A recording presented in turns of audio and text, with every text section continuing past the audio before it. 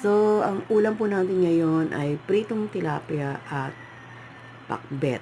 So, ang ating isda, hugasan lang po maigi, tanggalan po ng hasang at bituka.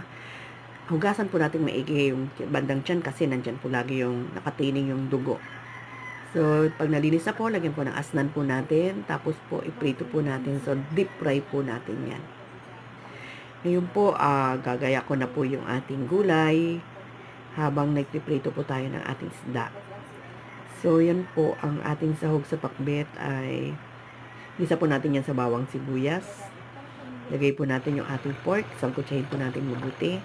Pagkatapos, lagyan po natin ng bagoong. Sangkutsahin po muna natin yung ating bagoong bago natin ilagay yung ating gulay, kalabasa, yung ating ampalaya, sitaw, okra po, at saka po yung siling haba, at saka yung ating talong, huli na po yan. So guys, yan po yung ating ulam sa araw na to, pakbet at pritong tilapia.